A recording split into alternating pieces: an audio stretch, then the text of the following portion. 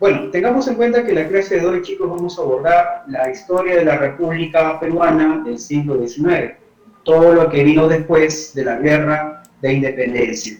Observa la pregunta 1, por favor.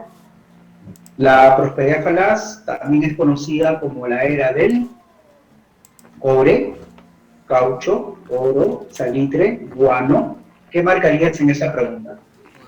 A ver, profe, ¿qué marcarían nuestros alumnos? La E no dicen los chicos. Renzo, la E. Ajá. Excelente, La la E. vista. Bien. Muy bien. Michael dice que es cubano. Rodrigo Uh-huh. también es cubano. Dice cubano. Listo. Una pregunta más. Dice, el primer militarismo, ¿no?, que es esta primera etapa de gobiernos militares en el Perú republicano, se inició con el gobierno de Agustín Gamarra, José Peset, José de la Rivabuelo, José de la Mar, Ramón Castilla. ¿Con qué presidente inicia el primer militarismo? A propósito, Renzo dice la D. la D, ¿ya? Geraldine dice la D. Alejandro también, la D.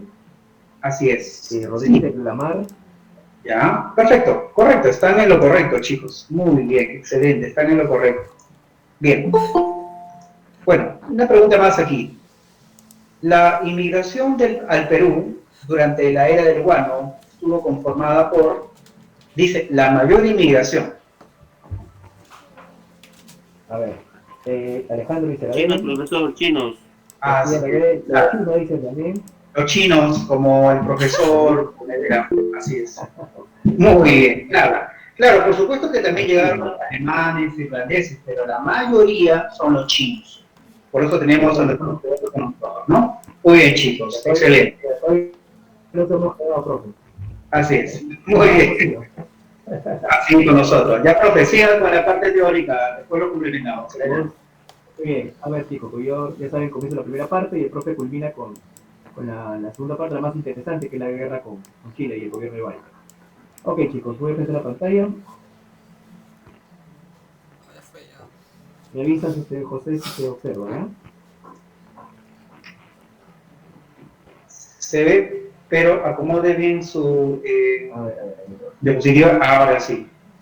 Ahora sí, profe. Ya. ¿No? Ok, chicos, vamos comenzando entonces, ¿no? Miren por acá, vemos las características en el Perú de los inicios de la República. ¿Ya? Recuerda que en el Perú, el contexto, ¿no? Estamos saliendo del proceso de independencia, si bien es cierto, hay una ola social, ¿no? Positiva en cuanto a que se logra, pues, la sociedad criolla, me refiero, se logra, pues, el objetivo, ¿no? Se logra la victoria, hay un espíritu triunfalista en la sociedad criolla sobre el éxito en el proceso de independencia, ¿no? Por alcanzado y la formación de la nueva república. Pero somos una república en pañales, somos una sociedad incipiente en cuanto a este contexto, ¿no?, republicano. No hay experiencia, al menos en el sector civil, ¿no?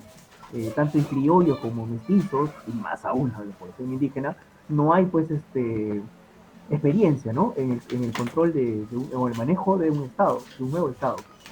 Quizás algunos tienen conocimiento, pero del manejo colonial. Y sobre todo aquí el problema es el manejo económico, que es algo fundamental e importante.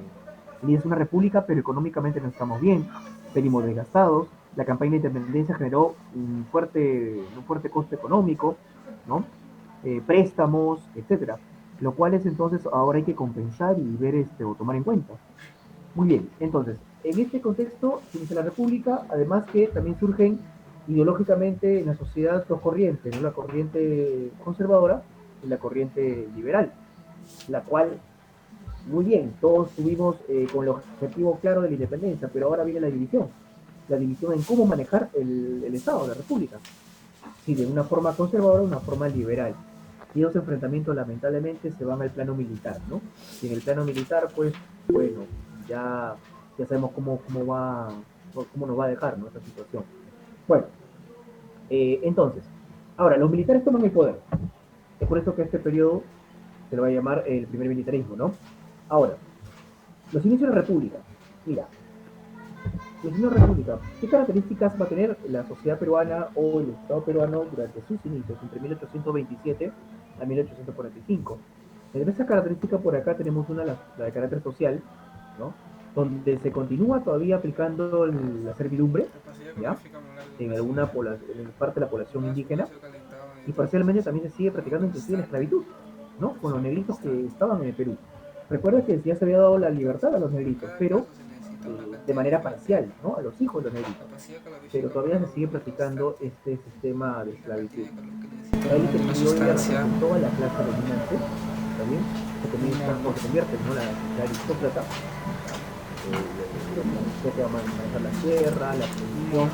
Estamos bajo un enfoque de una economía productiva, basada en la agricultura principalmente, la producción de productos de agro, productos del agro, ¿no?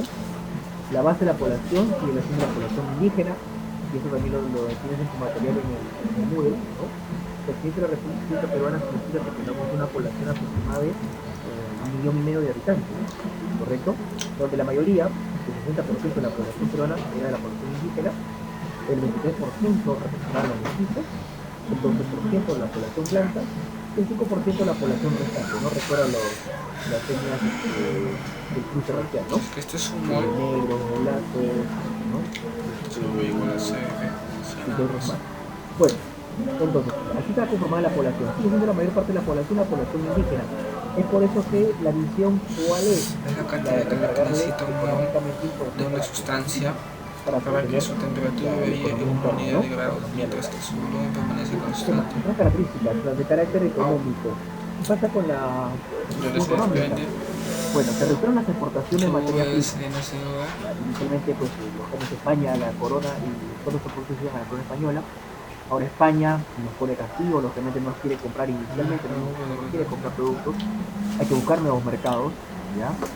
Los norteamericanos son un enfoque, un nuevo mercado, Inglaterra también es otro nuevo mercado, pero todavía hay que ver en qué condiciones, ¿no? Se van a realizar estas exportaciones. Los recursos de exportación, principalmente los minerales, la plata está por aquí, los frutos agrícolas, recuerda la caña de azúcar, tuvo como base fiscal estatal a la contribución personal. ¿Está bien? Mateo resume como contribución personal, aquí se le recarga ese impuesto a los indígenas, ¿cierto? Y bien, entonces la población indígena a pagar esta contribución personal, se le recarga los impuestos, y sostenga la economía del país, ¿no? Además, también se establece las aduanas y tenemos una elevada deuda externa por el tema de la independencia, ¿no? Nacemos como república y ya nacemos endeudados. Imagínate, ¿no?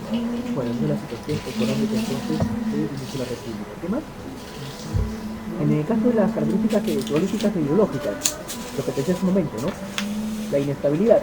En el Perú es algo muy marcado en inicio de la República, la estabilidad política, por las guerras civiles y los golpes de Estado continuos que se van a entre diferentes militares. Ahora, ¿por qué el militar se atribuye esa facultad, ¿no? De poder tomar el control y las riendas del país? Recuerda que como venimos de una campaña, entre comillas, exitosa por la independencia, quienes son los precursores de ese éxito son los militares. Entonces tenemos a militares con ese prestigio, ¿no? ¿no? En el pecho, bien alto ellos, ¿no? Que fueron los héroes, ¿no? Para la independencia, los que dieron la independencia del Perú. Bueno, y lo que te dije hace un momento también al empezar, el enfrentamiento entre liberales y conservadores, ¿no? Muy bien, entonces esto va a motivar enfrentamientos, el discurso entre conservadores y liberales, ¿no? De cómo se debería manejar el país. Esto en el plano militar se traduce en golpes de Estado. Y en el internacional, recuerda que inició la República siendo un Estado colonial, o siendo colonia,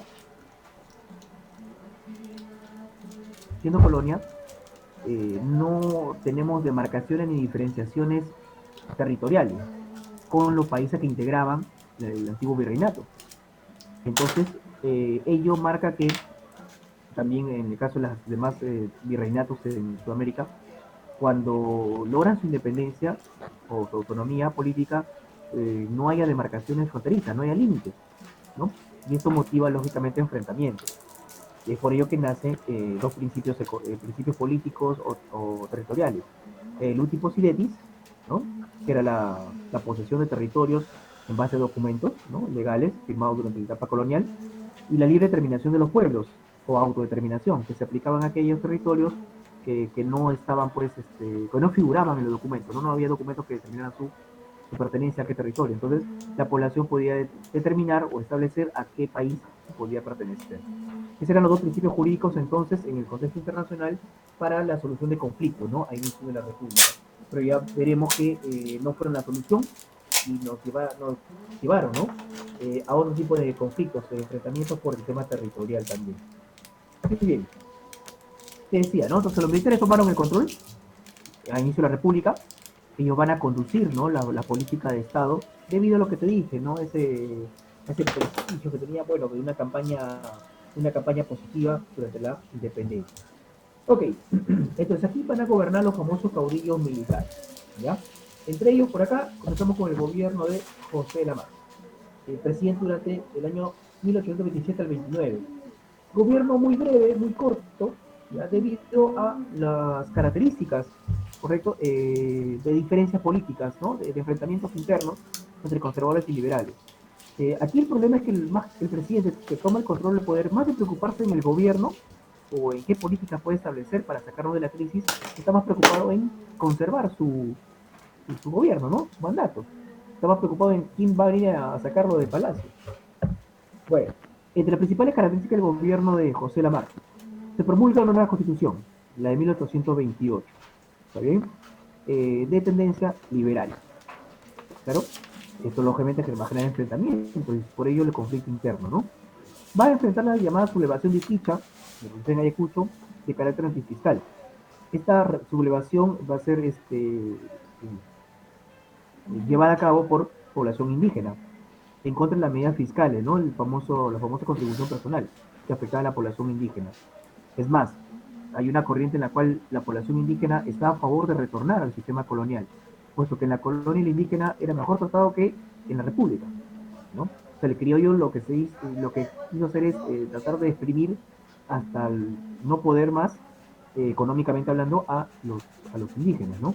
Entonces nace esta rebelión para evitar ese recargo de impuestos, en este caso hablamos de la contribución personal. Estalla un nuevo conflicto, la guerra con la Gran Colombia, ¿ya? En la Gran Colombia también internamente hay problemas, ¿no? Entre Colombia y justamente Quito, ¿no? Quito, Guayaquil, ¿no? Que buscan también su separación de la Gran Colombia. Y eso, bueno, también afecta acá al Perú. En este enfrentamiento con la Gran Colombia hay un problema. La aristocracia, la sociedad criolla, ¿no? La gente con gran poder económico está primero priorizando su capacidad económica, o sea, sus exportaciones, las ventas, y una guerra no favorece en nada salir del estado económico. Es por ello que muchos van a oponerse a una guerra contra Colombia, ¿ya? Y la MAR quiere iniciar una guerra contra Colombia, o que se quiere ir a la guerra, ¿ya? Entonces termina siendo depuesto la MAR por Agustín Gamarra. Luego la firma, la firma del, convención, del convenio, perdón, Quirón, ¿ya? Con ello entonces, Gamarra termina su gobierno, correcto, y asume el gobierno Agustín Gamarra, entre 1829 al año 33, ¿ya? En este gobierno Gamarra pues también establece cambios, ¿correcto? Primero, establece la firma del Tratado de la Reagual, con la cual se firma momentáneamente la paz con la Gran Colombia, ya por cuestiones territoriales. En realidad, aceptando condiciones colombianas, ¿no? Para evitar conflictos. Ahora, ¿por qué profe evitar conflictos? Porque no hay dinero para enfrentar una guerra. Ya nadie quiere gastar en una guerra, que va a ser no productiva, ¿no? Entonces, esa es la situación, ¿no? Que afronta Gamarra. Ahora, fue un régimen conservador, ¿no? Aquí hay un cambio, ¿te das cuenta del otro cambio? De un corte liberal que teníamos con la Mara, ahora pasamos a un gobierno conservador de Gamarra, conservador y de confrontación con el Congreso que en su mayoría en ese momento era también liberal, ¿no? Muy bien, Gamarra, como te digo, no hay unas grandes obras en su gobierno, también está enfrentando rebeliones internas, ¿no? Hasta que llega el gobierno Luis José de Orbegoso, va a gobernar del año 1833 al año 36, ¿está bien? También periodos breves, si te das cuenta, ¿no? Tuvo la oposición de los conservadores, en realidad, bueno, Gamarra es depuesto violentamente por Orbegoso, y Gamarra no se rinde, sigue en las armas, enfrentando en este caso a Orbegoso, ¿no? Bueno, eh, finalmente Orbegoso es depuesto, también por golpe de Estado, en este caso por Santiago Salaverry. ¿Está bien? Muy bien, entonces pasamos al gobierno de Felipe Santiago Salaverry, ¿no? En el año 1835 al 36. En realidad, pues Orbegoso sigue siendo presidente y Salaverry toma Lima. ¿Está bien? toma Lima y se hace presidente, bueno, algunos lo llaman presidente, en realidad se hace jefe supremo de Lima. Tenemos en realidad dos presidentes a la vez, ¿no? Orbegoso refugiado en Arequipa y Salaverry en Lima, ¿correcto? Algunos, como vuelvo a repetir, lo llaman presidente Salaverry, y otros, bueno, lo consideran simplemente el jefe supremo nada más de Lima al tomar el control de esta ciudad, ¿no? Del palacio. Bueno, acá la situación fue, el tema era ya el antecedente a la formación de la Confederación Peruano-Boliviana, ¿correcto? La cual apoyaría a Orbegoso y a la cual se opone Salaverry junto con Gamarra, ¿está bien? Entonces se arman dos frentes y con eso entramos a una guerra civil interna, ¿ya? Y finalmente Salaverry derrotado en la campaña de Socabaya por Andrés Santa Cruz, ¿correcto? Andrés Santa Cruz que viene a apoyar a Orbegoso para la formación de la Confederación. Entre estos años, entonces, 1835 y 36, se desató la guerra civil que te decía, ¿ya? Entre conservadores, donde teníamos a Salaverry y con el apoyo de Gamarra, contra los liberales, ¿correcto? En el cual lo lideraba Orbegoso acá en Perú y luego tuvo el apoyo de Santa Cruz, ¿ya? Santa Cruz logra la victoria, como te decía, derrota a Salaverry, se ordena su fusilamiento de Salaverry, ¿ya? Y Gamarra, al ver esa situación, valientemente escapa, ¿no? Y se va a refugiar hacia el norte, ¿ya? Ante esta situación, ante este contexto. Y Santa Cruz lleva a cabo el plan, ¿no? La famosa confederación. Esa confederación ya venía siendo planeada y es más, justamente se plasma en la Constitución, ¿correcto? Se plasma en la Constitución de 1834, que justamente Orbegoso defendía, ¿no? Dando inicio a esta nueva situación, en la cual se dividiría el Estado, o en este caso, junto con la Unión o con Bolivia, se dividirían ambas en tres sectores o tres estados: el Estado norperuano, el Estado surperuano y el Estado boliviano, como lo ves en el gráfico, ¿no? Y están los tres colores diferenciados. ¿Cómo se organizaría? Bueno, la base se establecería en el Congreso de Tacna, ¿correcto? Un Congreso en Tacna para decidir la formación de los tres estados, ¿está bien? ¿Qué más? Los estados ya están divididos, norte, sur peruano y el estado boliviano. Santa Cruz sería nombrado el supremo protector de esta confederación, ¿ya? Por el lapso de 10 años se establecería como protector. Se establecería también la ley de puertos libres, beneficiándose así a los puertos que estaban entre Tacna, Arica, Antofagasta, ¿no? Puertos que beneficiarían al sur peruano y al estado boliviano, más no al lado norte peruano. Justamente lo que harían o provocarían era pues dañar los intereses económicos de la oligarquía de Lima y Callao, del puerto de Callao sobre todo. Y esto motivaría lógicamente un enfrentamiento interno y que la oposición aumente. Y que el Estado no peruano busque inclusive la ayuda de quién? De Chile. Chile que también se veía perjudicado, ¿no? Con esta situación de estos puertos libres, ¿ya? La ley de puertos libres amenazaba entonces con perjudicar los intereses comerciales de la élite limeña y norteña, así como también la chilena, y es por eso que luego se organizarían las famosas expediciones restauradoras por parte del Estado chileno. En oposición a esta confederación, ¿ya? La élite chilena consideró a la confederación peligrosa porque alteraba el equilibrio continental de la región, ¿ya? Desde Chile entonces organizaron las famosas expediciones para destruir o destruir la alianza sur peruana y Bolivia, ¿ya? Las campañas restauradoras, ¿cuáles fueron? La primera liderada por Blanco Encalada, que fue derrotada en Paucarpata. Chile se retira, pero arma una segunda expedición, ¿ya? Dirigida por Bulnes, la cual contó con el apoyo de los conservadores peruanos, ¿ya? Entre ellos Gamarra, ¿no? Agustín Gamarra y el famoso, su querido Ramón Castilla, apoyan a esta expedición restauradora chilena, logrando la victoria finalmente en la batalla de Yungay, y con ello disolver la Confederación Peruano-Boliviana, ¿ya? En estas circunstancias entonces acabaría la confederación y los gobiernos que seguirían serían los de Agustín Gamarra, ¿no? El segundo gobierno Agustín Gamarra, que había apoyado a los chilenos, Chile lo deja, los chilenos lo dejan como presidente del Perú, lo apoyan, ¿no? Para que lógicamente, sabiendo que Agustín Gamarra evitaría de cualquier modo una formación de una confederación. Ok, Agustín Gamarra lo que pretende ahora es no armar una confederación, sino que, bueno, si Bolivia, Santa Cruz quería juntarnos, bueno, yo lo voy a juntar, ¿no? Dijo Gamarra, voy a anexarlo territorialmente, no como una confederación, para que no tenga beneficios, sino anexarlo al territorio. Se realizó así entonces el primer envío, se realiza entonces así la invasión a Bolivia para anexarla, pero fue derrotado finalmente el presidente y muere en la batalla de Ingavi, ¿ya? Con lo cual nos quedamos sin presidente. En este gobierno de Gamarra, bueno, se realiza el primer envío de guano hacia Inglaterra, correcto, con el contrato Quirós, ¿ya? Y justamente ya aquí comienzan los inicios de la venta del guano al exterior, a Europa, a Inglaterra principalmente, ¿ya? Además, Agustín Gamarra cambió la constitución. Pasamos una nueva constitución de 1839, ¿ya? Esta constitución de corte conservadora, ¿ya? Justamente le permite, ¿no?, a tener al presidente más facultades y con ello iniciar la campaña bélica para anexar a Bolivia. Bueno, ya sabemos qué pasó, la batalla en Gavi, Gamarra muere.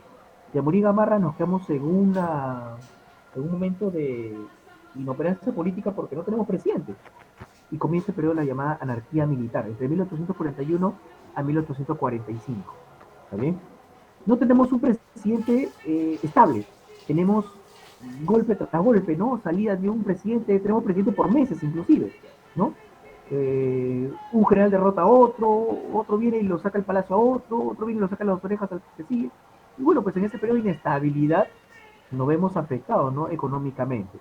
Bueno, tras la muerte de Gamarra entonces está el periodo de la gran inestabilidad, la anarquía, que va a terminar finalmente con el triunfo de Ramón Castilla, consolidándose luego él en el poder.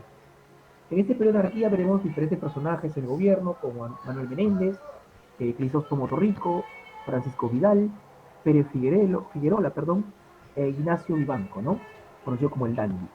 Bueno, entonces, finalmente este periodo acaba, vuelvo a repetir, con el triunfo y la llegada al poder de Ramón Castilla, ¿correcto? Ya él nombra a Manuel Menéndez en el gobierno con el objetivo de que eligieran un nuevo presidente y lógicamente el que se presentaría a esta situación sería el mismo Ramón Castilla, ¿no? Bueno, entonces Castilla llega al poder y en este gobierno, justamente el inicio de su gobierno va a coincidir con un periodo interesante que Jorge Basadre lo bautizó o lo denominó prosperidad falaz. Este periodo, que alcanza de 1848 a 1876, está marcado por una situación económica interesante, ¿no?, para el Perú. Un incremento de las divisas económicas hacia el Perú, la venta de un producto importante, el famoso guano, va a generar pues mayor captación de estas divisas, pero hay un problema, que estas no se logran invertir de manera eficiente dentro del territorio peruano o en el Estado peruano. El incremento de esta bonanza, ¿no?, económica se va a ir o se va a despilfarrar en gastos gubernamentales, ¿no?, en el aparato estatal, en planillas del Estado, ¿ya?, en el incremento de la burocracia, pero más no en la modernización del país o en el avance tecnológico, en nada de, o en el sector educativo, ¿no? Se va a gastar simplemente en el aparato burocrático. Bueno, característica de esta prosperidad falaz tuvo como base la estructura fiscal en base a las rentas del guano, ¿no?, lo que generaría el guano para el Perú. Se generaron altos gastos en la expansión de la burocracia, lo que te decía. Se incrementaron las exportaciones de guano y también de productos agrícolas como el algodón, azúcar, lanas y minerales. Se promovió la inmigración al país periódicamente, ¿no? Llegaron los chinos, que mencionaba el profe inicialmente, los chinitos, alemanes, irlandeses, entre otros más, y se impulsaron políticas ferroviarias con algunas rentas del guano. Por eso se mantuvo una relativa estabilidad política. Algo que también tenemos que observar por aquí, un detalle que puede llamar la atención, es que veremos que cada vez que hay crisis económica o problemas económicos, eso conlleva a problemas políticos, a inestabilidad. Y cuando ya tenemos cierta estabilidad económica, eso permite justamente que haya una estabilidad política también, al menos en estos inicios de la República. Bueno, ya, esto marca las características importantes de la llamada prosperidad falaz. ¿Está bien? ¿Hay dinero? Sí. ¿Se vende un producto importante? Sí, el guano, ¿correcto? El cual se extrae en las islas de Pinta, frente a Inca, ya la compran en Europa. Ahora, ¿por qué este guano fue tan importante? ¿Por qué se convierte en un producto importante, ¿no? Es primera exportación. No, Perú, importante, Perú, primer productor de guano, ¿no? Guaneros peruanos. Bueno, así nos miraban en Europa. Este guano va a ser usado, recuerda, como fertilizante, es el fertilizante más importante, el que está de moda en Europa, para los cultivos de algodón, principalmente algodón. Recordemos, ¿no? ¿Qué pasa en Europa? En estos años también Inglaterra principalmente está en los inicios de qué periodo. No sé si por ahí le puedo preguntar a los chicos. En Inglaterra, ¿qué sucede? Una gran transformación, ¿no? Claro. Recordemos cuál muchachos, más o menos coinciden con este periodo. ¿Qué periodo coincide en el mundo? Mira, 1848, 1850. Muy bien, Gianfranco, la revolución industrial, profesor. Sí, Exacto, muy bien, gracias, Frappio, y gracias a los más chicos que también lo pensaron. La primera revolución industrial, ¿te acuerdas? ¿Qué industria se desarrolló más? La industria la textil, ¿no? Eso es lo que recordamos, chicos. Muy bien. Entonces, la industria textil demanda algodón. El algodón en los campos, ¿correcto? Y los campos, para hacerlos más productivos, hay que fertilizarlos. ¿Y cuál es el fertilizante? Ah, peruano, guanero. Muy bien, muy bien. El guano peruano se vende entonces a Europa, ¿está bien? Y justamente, claro, hasta ahí, recuerda que todavía no tenemos la tecnología de hoy, no hay fertilizantes sintéticos, químicos, no existe eso. Y lógicamente la idea, claro, como buen peruano, tú crees que ese guano va a ser eterno, ¿no? Entonces tu guano vamos a venderlo toda la vida. Y por ello es que el Estado inclusive comienza a endeudarse en base a qué? A empeñar la venta del guano a futuro. Y ahí veremos cuál es el resultado de ello después. Muy bien, entonces respecto a lo que ratifica esta porquería falaz. ¿Qué más? Gobiernos. A ver, los principales gobiernos. Tenemos, te dije, el gobierno de Ramón Castilla, ¿no? Con el cual se inicia esta etapa de la prosperidad falaz. Gobierno de entre 1845 a 1841. Una relativa estabilidad, ¿te das cuenta? Porque económicamente, bueno, pues estamos estables, ¿no? Primero, el sistema de consignación del guano a través del contrato GIPS, ¿ya? La venta del guano entonces al exterior. Se promulgó la ley de la consolidación de la deuda interna por la guerra de independencia. Como hay dinero, bueno, también la clásica de los aristócratas o de la sociedad peruana, es que como ahora hay plata, como estamos ganando, como se está vendiendo harto guano y se está ganando grandes créditos económicos, entonces pues págame lo que yo presté para la independencia, ¿no? Y es hora que me pague. Entonces se arma una lista, ¿no? De la deuda interna, aquellas familias que habían prestado para las campañas, ¿no? Para la compra de armas, ¿no? Tanto a las campañas que había liderado tanto San Martín como Bolívar. Es más, el mismo Bolívar exige su billete también, ¿no? Que se le pague por las campañas realizadas en el Perú. Muy bien, ¿qué más? Castilla comienza con unas obras, entre ellas ya hay una política de una ligera modernización, ¿no? Trae el primer ferrocarril al Perú, el ferrocarril que unía Lima y Callao, que eran las ciudades más importantes, para el traslado, lógicamente, de mano de obra y de productos, ¿no? Se adquiere el primer barco también en el Perú, el primer barco vapor, llega el barco buque Rímac, ¿ya? Se establece el servicio de correos y también se da la construcción de la penitenciaría de Lima, ¿correcto? Entonces, en el marco bueno de las reformas, hubo obras que realiza Castilla en su gobierno. Castilla deja el gobierno a quien sería en ese momento conocido, allegado a la élite de Castilla, deja el gobierno a Rufino Echenique, que va a gobernar entre 1851 al 55, ¿no? Y con el apoyo de Castilla llega Echenique, pero vamos a ver que Echenique comete errores.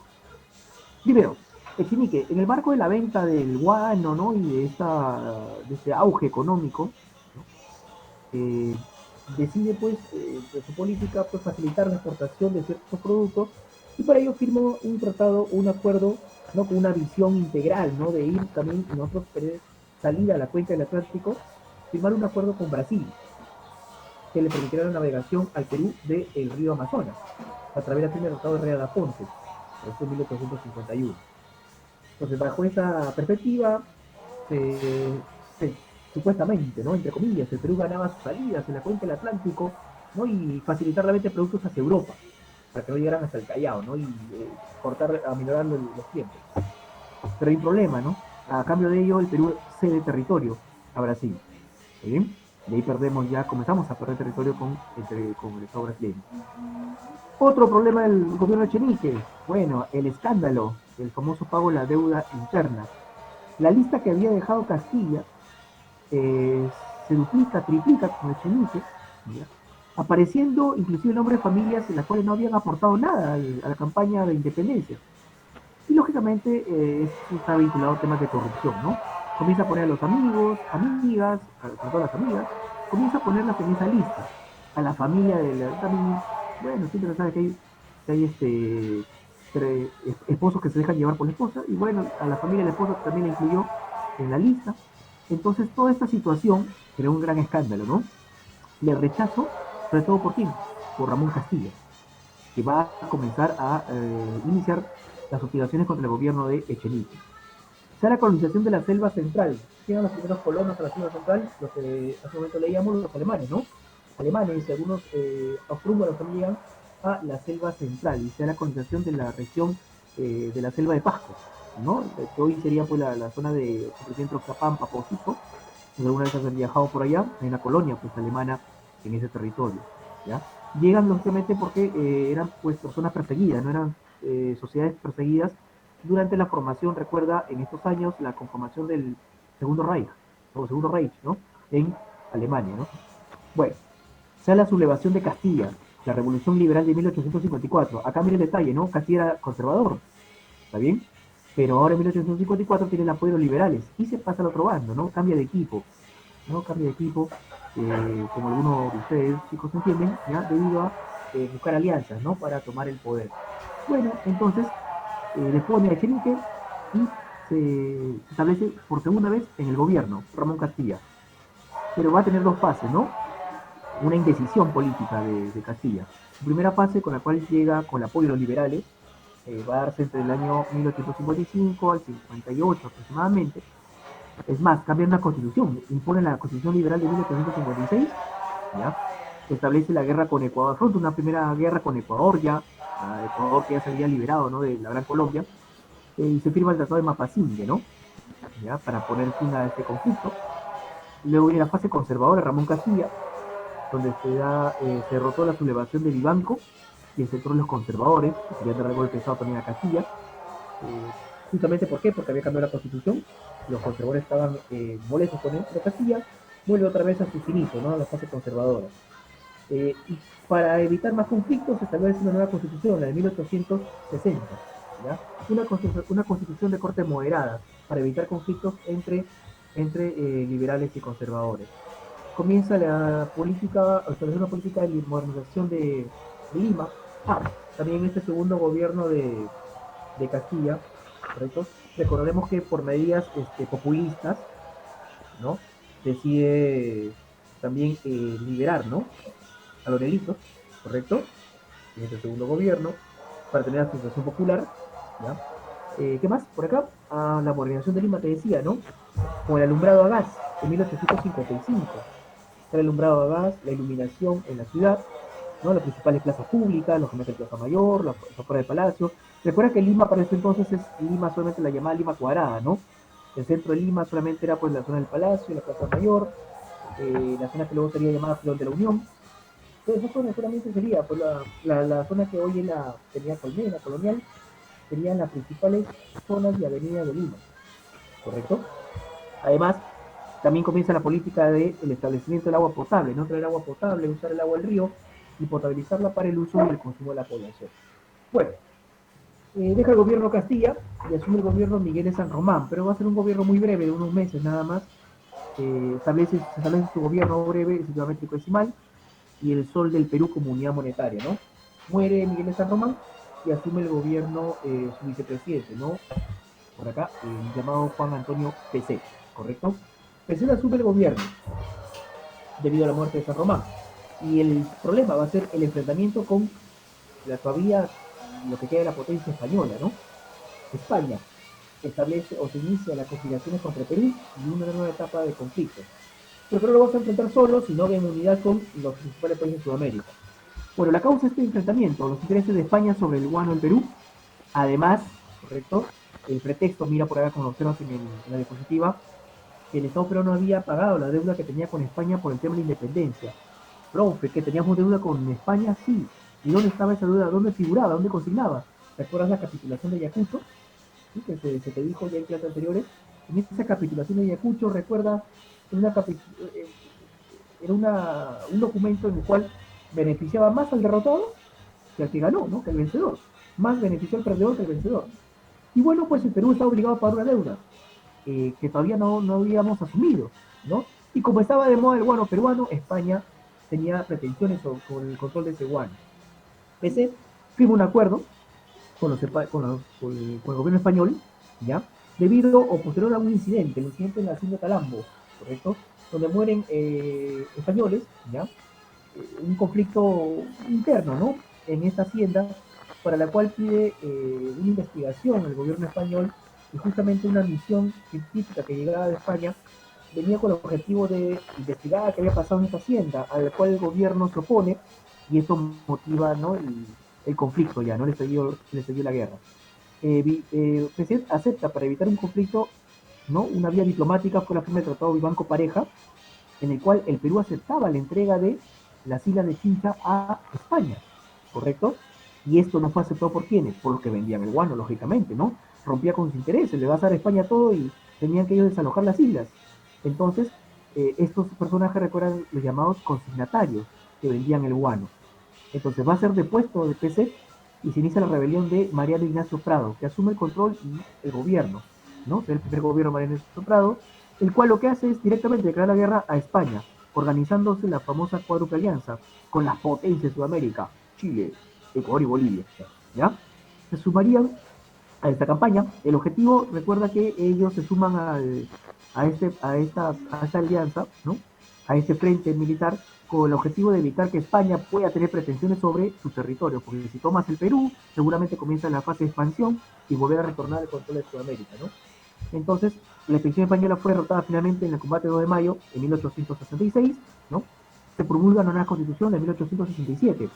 María Soprado, entre aplauso, ¿no?, por la victoria contra los españoles, le hizo frente, no tuvo miedo, ¿no?, de enfrentarse a España. Entonces quiso aprovechar las circunstancias y cambiar la constitución que le permitiera lógicamente ampliar su gobierno y ampliar los intereses de los consignatarios o de un sector de la aristocracia peruana, lo cual finalmente fue rechazado, ¿no?, por otro sector. Finalmente Prado, ante la convulsión social, decide renunciar, ¿ya? Ahora, en este periodo se crea el departamento de Ica, justamente para administrar el control de las islas. Llegaron a tener un monitor Huáscar y la fragata Independencia, como lo es en el gráfico. El Perú adquiere estas embarcaciones para enfrentar justamente la guerra con España, buques nuevos, ¿no? 0 kilómetros, para enfrentar a España, correcto, buques importantes. Muy bien, que sirvieron para la guerra con España. En Puno está ya una nueva rebelión, la de Juan Bustamante, correcto, que sería llamado Tupac Amaru III. ¿Por qué? Por las medidas antifiscales, ¿no? Lo que quiere es otra vez acabar con esa contribución personal. Ya, recuerda, ahí viene el guano, entonces ¿para qué pagar contribución personal a los indígenas? Muy bien, y hasta ahí entonces vendría este periodo de estos gobiernos militares, ¿no? Y luego, posterior, tenemos el gobierno de José Balta, que es un viraje, ¿no?, un cambio, una transformación, ya, de este periodo militarista hacia el periodo civilista. Y luego va a continuación explicar el profesor José. Sí, gracias, profe. Si me permite compartir. Listo. Bien, jóvenes, antes de pasar a la segunda parte del tema, quiero compartirles un video que está en su Moodle. ¿Sí? Profe, ¿podemos ver el fondo del video? ¿Se puede apreciar? Sí, estamos observando. Ya, bien, vamos entonces a ver el gobierno de Balta, ¿ya?, que va a encontrar un Perú en crisis. Balta va a tratar de buscar una alternativa para sacar al Perú de la crisis, y una de las alternativas viables para la época fue la construcción de toda una política ferroviaria, ferrocarriles. ¿Ya? Vamos a ver entonces una parte del video para enganchar la segunda parte del tema. Atención, jóvenes. En 1879, debido a que el Estado carecía de dinero y a las denuncias contra los consignatarios, el ministro de Hacienda, hoy Economía, Nicolás de Piérola, decidió firmar el contrato Dreyfus. Por medio de este contrato, se concedía a esa casa comercial el monopolio de la explotación del guano, a cambio de que ella entregase al Estado una fuerte cantidad de dinero que éste utilizaría para pagar sus deudas. Además, se establecía un aporte mensual que sería para pagar los gastos del Estado. Sin embargo, la situación económica del Estado peruano empeoró unos años después. Apoyado en este contrato, el presidente de ese entonces, José Balta, continuó aplicando una fuerte política de obras públicas que financió con nuevos préstamos. Así se hicieron carreteras, puentes y hospitales, pero sobre todo se impulsó la construcción de ferrocarriles. La mayoría de estas obras fueron encargadas a un ciudadano estadounidense llamado Enrique Meigs. El ferrocarril de mayor impacto económico fue el que unía Lima con el centro minero de La Oroya, pues permitió sacar con más facilidad el mineral hacia el puerto del Callao. Su construcción obligó además a vencer grandes dificultades geográficas. Muy bien, entonces el gobierno de Balta fue el gobierno que más invirtió en la construcción de ferrocarriles, ¿sí? Más que Castilla, más que Chenique, pero ahora, ¿con qué dinero? ¿Con qué recurso económico? Con préstamos que provino de ese contrato que hemos llamado hace un momento el contrato Dreyfus. Aunque exactamente el contrato Dreyfus tuvo otro significado, ¿no? El contrato Dreyfus fue firmado por Balta para que un solo empresario, un solo vendedor de guano, termine vendiendo el guano a nombre del Estado peruano. Lo que pasa es que antes de ese contrato existían empresarios nacionales, peruanos propiamente, que se habían hecho multimillonarios con la venta del guano, pero no habían generado condiciones para que el Estado también se vuelva rico. Por el contrario, se habían enriquecido a costa del Estado. Entonces lo que hace Balta, el presidente que ves ahí a continuación, que además es el último presidente del primer militarismo, es cortar con los consignatarios.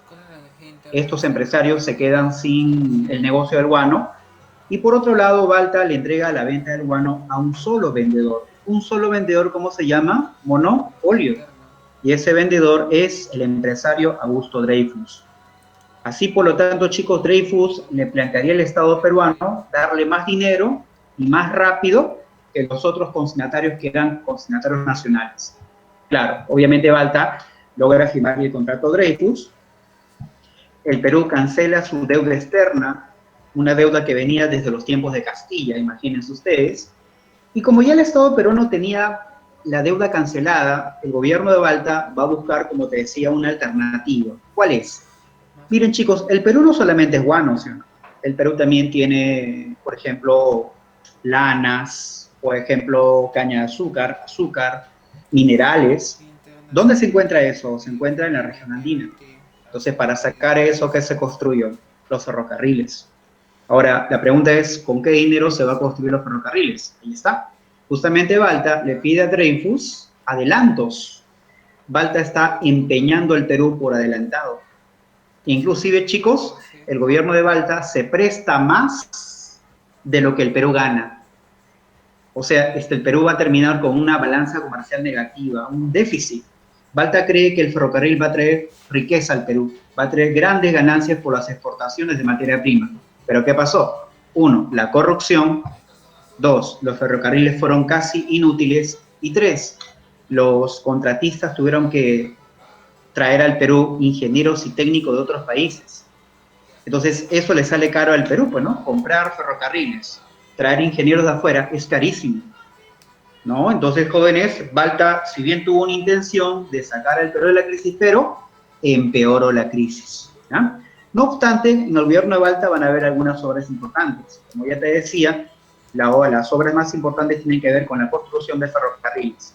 Profe, ¿qué pasó con esos consignatarios, esos vendedores de guano peruano, del guano peruano, digamos, que ya no tienen el negocio porque el Balta les ha cortado los contratos?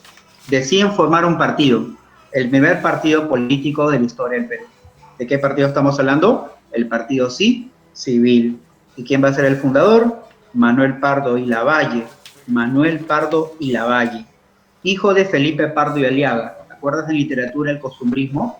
Ya, su hijo es Manuel Pardo y Lavalle. Muy bien.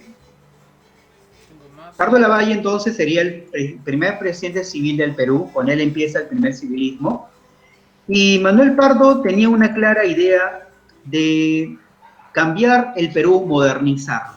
Recuerda que cuando escuchamos la palabra modernizar, lo referimos a que llegan cosas nuevas, cambios, reformas, para que un país como el caso peruano pueda progresar. Pardo decía, no podemos seguir trayendo ingenieros. Habiendo tanta capacidad en el Perú, no podemos seguir importando ingenieros. Hagamos acá una escuela, la Escuela de Ingenieros, la Escuela de Construcciones Civiles y de Minas, fundada en 1876. Ellos son los que van a construir ferrocarriles, los que van a hacer tecnología, los que van a habilitar las minas. Una vez que el Perú tenga estas condiciones, podemos recién construir ferrocarriles. Pero hay algo importante. El Perú también debe ser un país moderno en cuanto a sus finanzas. No podemos tener un Perú que vive sentado esperando que la plata llegue producto de la venta del guano. Un Estado no puede estar sentado esperando que la plata venga por la venta del guano. El Estado tiene que buscar sus recursos. Y una forma de hacerlo es pidiendo impuestos a los que más tienen. ¿No es cierto? Los que más tienen deben pagar impuestos. Entonces Pardo les pide a las clases altas que paguen impuestos. ¿Pero qué responden las clases altas? No pagan impuestos, no quieren pagar impuestos. Ahí hay un problema que va a tener Pardo. Por otro lado, Pardo continuó con la construcción de ferrocarriles, y como no había recursos para continuar el proyecto, Pardo tomó una decisión arriesgada. Ahí lo ves, mira. Nacionalizó el salitre. ¿Qué significa nacionalizar? El salitre será un recurso a manos del Estado peruano. Ahora, ¿por qué el salitre? Lo que pasa es que el salitre, señores, era un recurso que estaba reemplazando al guano. El salitre es un mineral que lo encontramos en los desiertos. Es un nitrato. Y este nitrato tiene múltiples, digamos, procesos. Se puede utilizar para hacer explosivos, se puede emplear para crear fertilizantes químicos que son más potentes y más baratos que el guano, de tal forma que muchos países quieren ese recurso mineral y por tanto Pardo, antes de que este recurso caiga en manos de capitalistas poderosos, el Estado peruano lo rescata para, se supone, el provecho de los peruanos, ¿no? No obstante, ese recurso, chicos, del salitre, ya venía siendo extraído por empresarios chilenos y británicos. Cuando Pardo le dice a ellos, señores, retírense del Perú porque ahora el salitre pasa a manos del Estado, esta alianza chilena-británica se fortaleció y Chile, para esos años siguientes, empezó a comprar armamento. Profe, ¿por qué armamento? Obvio, se viene una guerra, ¿sí o no? A lo cual el gobierno de Pardo optó no por comprar armamento, sino por buscar una alianza con Bolivia.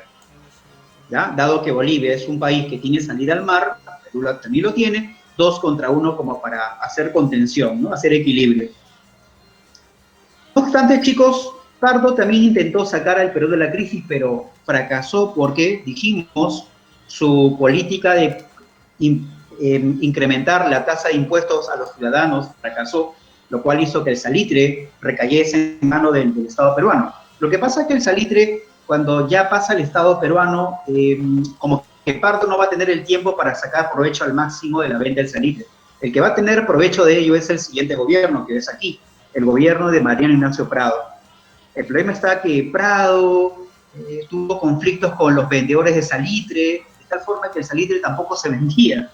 Por eso, incluso el propio Prado tuvo que regresar a la contribución indígena. Para que tú veas que si el Estado vuelve a poner impuestos al indio, es porque la venta de salitre no está funcionando, pues, ¿no? En ese entrampamiento económico vino una guerra, la guerra del Pacífico, ¿no? Inclusive el propio Prado trató de hacer la última venta del guano, que ya prácticamente en el mercado mundial tenía baja demanda, y ese famoso contrato Rafael sería el último intento del Perú por vender guano a nivel internacional. Como te decía, el salitre estaba entrampado, ¿ya? El Perú entra en un mayor estancamiento económico y a continuación viene la guerra. A propósito del salitre, como te decía, es un nitrato que fue reemplazando al guano. Si el guano fue aprovechado por la primera revolución industrial, el salitre fue aprovechado por la segunda revolución industrial. Ahí lo ves el salitre. Y así llegó la guerra contra Chile. Jóvenes, ¿qué fue la guerra contra Chile? Fue un conflicto entre Perú, Chile y Bolivia, pero con injerencia de capitales extranjeros. Recuerda que al Perú muchos están interesados por el salitre, los capitalistas de Inglaterra, los capitalistas de Francia y hasta los capitalistas de Estados Unidos. ¿Por qué, profesor, estos países desean el salitre? Porque recuerda que estamos en una época a nivel mundial, estamos durante la paz armada, los países se preparan para la guerra. ¿Qué necesitan? Explosivos. ¿De qué se hacen los explosivos? Del salitre. Ahí está el interés de estas potencias capitalistas. Los antecedentes. Recuerda que Perú y Bolivia habían firmado un tratado durante el gobierno de Pardo, o sea, no, tratado porque Chile se estaba armando. Por otro lado, la causa principal, esto es algo que siempre se pregunta respecto al tema, el tema del salitre. Recuerda que el salitre se encuentra en las provincias del Perú, Tarapacá, que es la provincia que estaba más al sur del Perú en aquel entonces. Bueno, Tarapacá se encuentra al sur de Tacna, bueno, era parte del Perú, como te decía. Y Bolivia también tenía una provincia salitrera, se llamaba Antofagasta. Tarapacá para Perú, Antofagasta para Bolivia. Recuerda que el salitre lo desean tanto las potencias extranjeras, como también lo desea Chile, e inclusive también lo desean empresarios peruanos y chilenos. Todos quieren el salitre, de alguna forma. El pretexto. Recuerda que Pardo había establecido la nacionalización. El Estado peruano iba a controlar el salitre. Pero ¿qué hizo por su lado Bolivia? Bolivia aplicó un impuesto pequeño, 10 centavos por cada costal de salitre que sacaban los chilenos de su territorio. Un dinero que el empresario chileno podía pagar con tranquilidad. Pero ¿qué hizo el empresario chileno? Usó como pretexto para declarar la guerra a Bolivia. Por eso, chicos, la guerra entre Chile y Bolivia tiene como pretexto el impuesto de los 10 centavos. Profe, pero si la guerra fue entre Chile y Bolivia, ¿por qué el Perú entró? Uno, por el tratado, y dos, porque el Perú envió una misión diplomática hacia Chile para calmar los ánimos, y Chile aprovecha que el Perú está interviniendo para declararle la guerra. La misión Lavalle fue finalmente el pretexto final que lleva al Perú a la guerra contra Chile, la misión Lavalle, ¿correcto? Y así empieza la guerra, pues chicos, acá están los presidentes que gobernaron el Perú, Chile, Bolivia durante la guerra. Recuerda que el Perú va a tener 6 presidentes durante la guerra contra Chile. Las fases de la guerra son 2, la campaña marítima y la campaña terrestre. ¿Ya? La campaña marítima, como tú recuerdas, combate de Iquique, el Perú lo pierde el Perú su mejor barco, la independencia, combate de Angamos, como sabemos, el Perú también lo pierde, ¿sí o no? Aunque destaca la figura de Miguel Grau. Resultado, Chile se apodera del mar, bueno, por lo menos esa parte del Pacífico Sur, ¿no? De tal forma que el Perú lo que tiene que hacer es defender y evitar que Chile desembarque. Se van a dar batallas en Tarapacá, batallas en el sur, San Francisco, derrota peruana, Tarapacá, victoria peruana, pero por la falta de armamento se tuvo que retroceder. La batalla de Alto de la Alianza, derrota peruana-boliviana. Esto fue la última batalla que Chile y Perú pelearon juntos. Bolivia se retira. Y Perú le queda solamente defenderlos con lo que tiene en Arica. Ahí es donde se da el sacrificio de Bolognesi y los soldados. Chicos, ahí Perú pierde su último gran ejército. ¿Qué queda? Defender lo poco que hay. Por su parte, Estados Unidos quiere que la guerra acabe rápido, quiere también tener su intervención, lo cual Chile rechaza eso y la guerra prosigue. ¿Ya? Por otro lado, Chile no solamente está apoderándose del salitre, Chile también está destruyendo lo que se había construido durante la época del Guano, puertos, ferrocarriles, ciudades. O sea, Chile quiere que el Perú se destruya para que el Perú nunca más se levante y sea una competencia contra Chile, ¿no? Eso se llamó la expedición Lynch, la destrucción de la costa peruana. Por otro lado, la campaña de Lima, se va a producir aquí la batalla de San Juan, la batalla de Miraflores, ahí es donde pelean los de la UNI y San Marcos. Recuerda que la primera generación de la UNI, la primera promoción va a luchar aquí y va a morir en los campos de batalla. ¿Ya? Por otra parte, en la campaña de la Breña destaca Cáceres, donde aquí sí, por fin, hay triunfos peruanos.